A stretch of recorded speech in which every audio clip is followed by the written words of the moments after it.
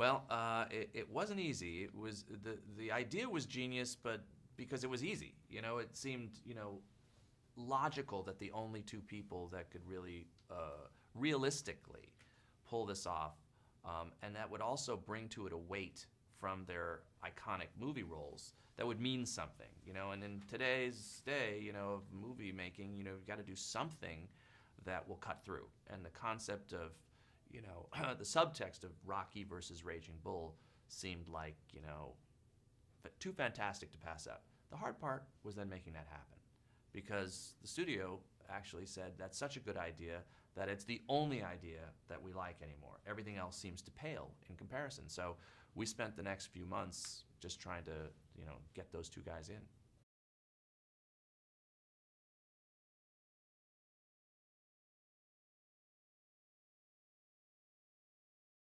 I think I spent so much time talking to Bob and flying to New York, talking to him about the character and about the movie and why it stands out and is different, that by the time we got on the set, we had a shorthand. We had a real good, solid understanding of the kind of story we were telling. And he was used to doing something a little broader with Analyze This, but that it winked to one of his most iconic roles in The Godfather. Sly had not done something like that yet, and so it was a little harder. And so we had many, many, many meetings, going back about not only the tone, but story arc, and also just the reason why it would be good for him at this, stage of his career to try something a little bit different. I always bring up examples of Meryl Streep in Postcards from the Edge, and even Marlon Brando in The Freshman. And I think legendary dramatic actors, when they can show another side, I think fans really appreciate that risk they take, and that risk is worth, spending your $10 or whatever to go to the theater.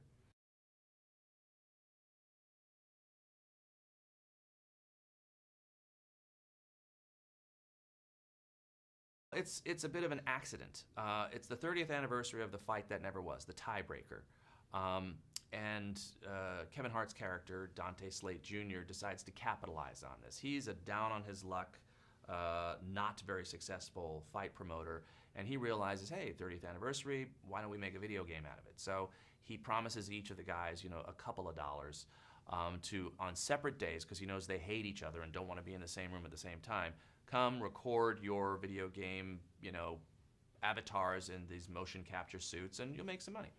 Well, De Niro's character knows this is an opportunity to get in Stallone's character's face, because he has had a bone to pick with him for 30 years for not going through with the final match. And a fight erupts, it goes viral, and that's really sort of the genesis of the whole final act. That the people want to see these two ridiculous guys in this ridiculous situation resolve their problems in the ring.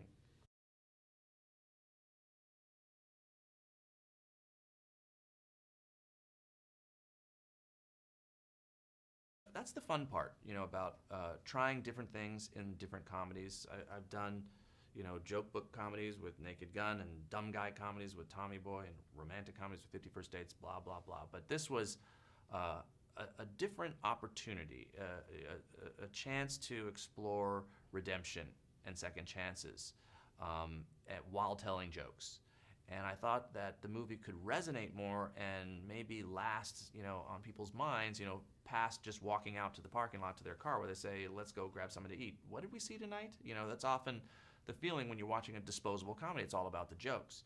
So I thought there was an opportunity, especially with such great actors, is if we could tell a story in addition to telling jokes. And that was the challenge and, the fun part of Grudge Match.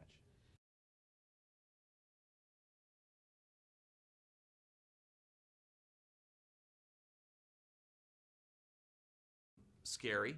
I remember my kids visited me in New Orleans and wrote me these little letters like, good luck, Dad, before they felt like, even though I was in the middle of shooting this movie, that this was the Battle of the Bulge, literally and figuratively. But we had spent months preparing for it, diagramming, choreographing, and prepping, the injuries that would accumulate on the actors' faces, and rehearse, not only the people in the ring, but rehearse the crew outside of the ring, because we're not the biggest budget movie in the world, and we had to really maximize the amount of footage that we needed to shoot in a very small period of time.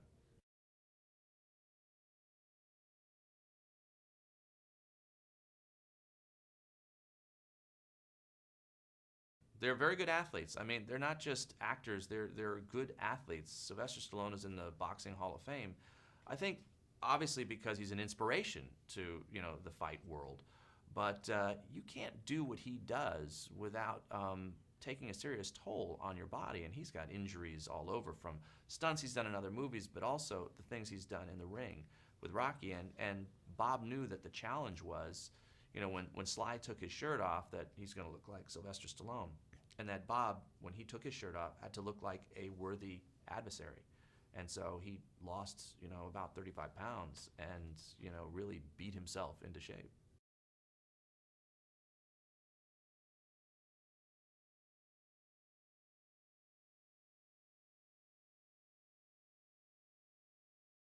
Well, we have, besides the two main actors, we have two Academy Award winners with Kim Basinger and Alan Arkin. And then the cherry on top was to find a young, emerging, explosive talent that could compete with Alan Arkin, and that was Kevin Hart. And he's brought so much to this movie. A gentleman, hilarious person, a real smart businessman. And he has such a great chemistry. And this was an accident. We had no idea. When you cast, you hope that there's going to be chemistry with certain people, especially when you don't necessarily screen test them. And actors of us, by the time you win an Academy Award, you're not testing. You're just offered the job or not. And so we had no idea if there would be that kind of, spark when Alan and Kevin got in the same room. But I'm hearing them in this junket, next door, and they're screaming and laughing at each other. So it's been a joy that, that relationship was started here.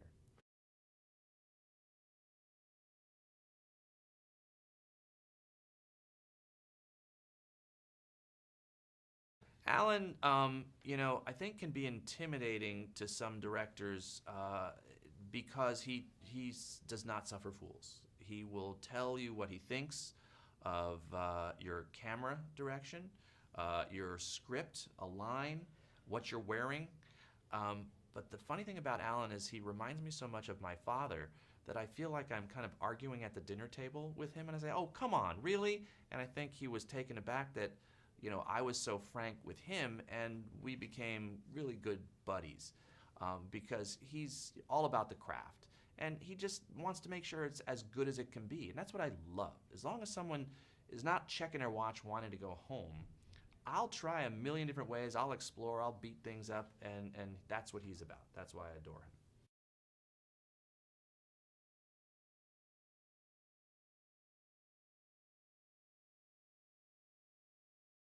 They're friends, off screen, or acquaintances before the movie.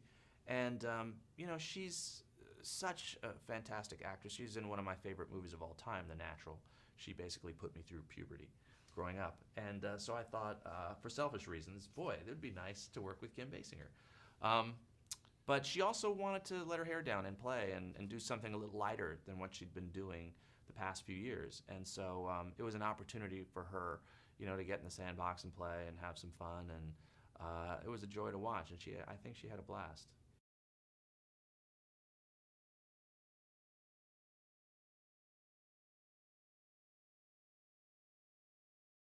Absolutely. I encourage that. And, it's always easier to improv when your foundation, your base script is decent. It's a lot harder to improv if you have a crappy script or no script at all. And you say, hey, let's just say something funny about your shirt. Not that your shirt is funny. But so I always encourage people, okay, let's do what's scripted. And then let's play.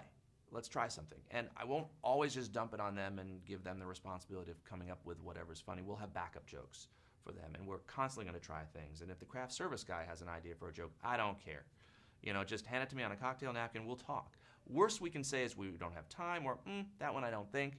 But we always try something. And Bob, came up with one of the biggest laughs in the movie, when he's, John Berthal comes in and he's training and he's not doing well, and he's got a moment with an actor, Joey Coco Diaz, and who doesn't like that Bernthal is, giving advice over his shoulder. And Bob says to me, well, what if I get really pissed off at him and I literally chase him out of the gym? And I thought at first, I said, well, okay, maybe a little broad, but you know what? Try it. Well, boy, I'm glad we did, because it's one of the biggest laughs in the movie. And he curses Joey out as he chases him out of the ring, and it's hilarious.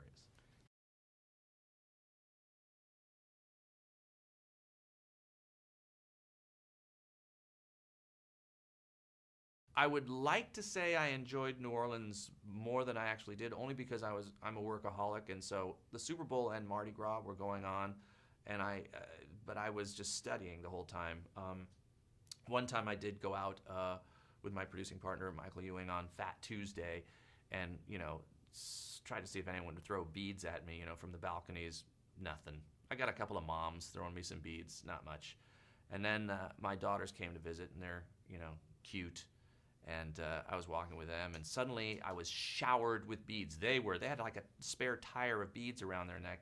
And finally I got some attention because I'm walking with these cute girls, who were 18 and 20 at the time. And some woman on a balcony screams out, hey, show us your... And my daughter says, oh, come on, it's my dad! So, that was my experience of New Orleans. Kind of pathetic.